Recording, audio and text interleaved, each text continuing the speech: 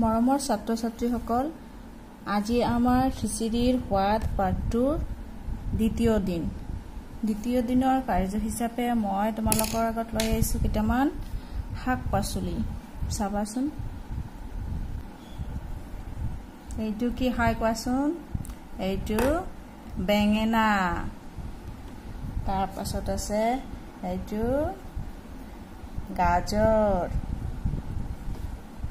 এইটো মূলা, এইটো হল জিকা। তাৰ পাছত আছে এইটো তিয়হ,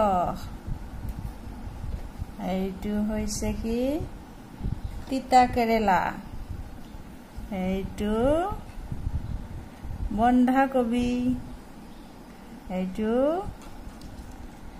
পিয়াজ, এইটো নহৰু। তাৰ পাছত আছে আলু আৰু আছে কি বিলাহী।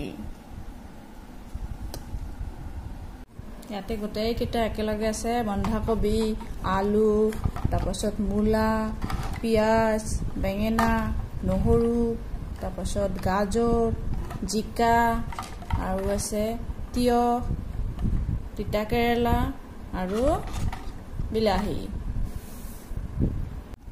এতিয়া আহিছোঁ কাৰ্যপত্ৰলৈ। কাৰ্যপত্ৰৰ দ্বিতীয় দিনত আছে ফ আখৰটো। আমি আজি ফ আখৰটো শিকিম। ইয়াত কি কি ছবি আছে? ইয়াত আছে ফণী, জোতা, ফৰিং, ফলি। কাৰ্য নম্বৰ 5ত আছে ফ ধ্বনিৰে আৰম্ভ হোৱা ছবিৰ নামৰ তলত চিন দিও আহা। ইয়াত যিকেইটা ফ ধ্বনিৰে আৰম্ভ হৈছে সেইকেইটা ছবিৰ তলত চিন দিব লাগিব। ইয়াত আছে ফণী, ফণী ফৰে আৰম্ভ হৈছে, ইয়াত চিন দিব লাগিব। জোতা, এইটো মিলা নাই। ফৰিং ফৰে আৰম্ভ হৈছে, ইয়াত চিন দিব লাগিব। ফলি, ফলিৰ তলত চিন দিব লাগিব। তাৰ পাছত আছে কাৰ্য নং 6, তলৰ আখৰবোৰ পঢ়ো আহা আৰু ফ আখৰটোত ঘেৰ দিও আহা। তলত কি কি আখৰ আছে? ফ আছে, ই আছে, ফ আছে, ৰ, ফ, তালব্য শ, প্ৰথম চ, এনেকে আখৰবোৰ আছে। ইয়াৰ পৰা যিকেইটা ফ আছে সেই আখৰকেইটাত ঘেৰ দিব লাগিব। ইয়াত ফ আছে, এনেকে ঘেৰ দিব লাগিব।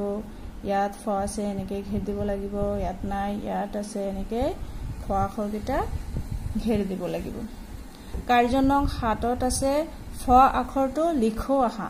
ফ আখৰটো এনেকে লিখিব লাগিব। ফুট ফুট দিয়া আছে, ইয়াৰ ওপৰে ওপৰে লিখিব লাগিব, তলতো লিখিব লাগিব। মই এটা লিখি দিছো।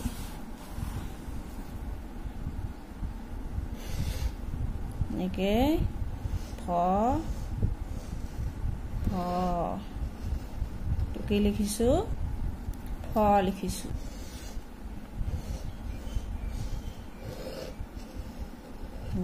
ইয়াৰ পৰা আৰম্ভ কৰিব লাগিব।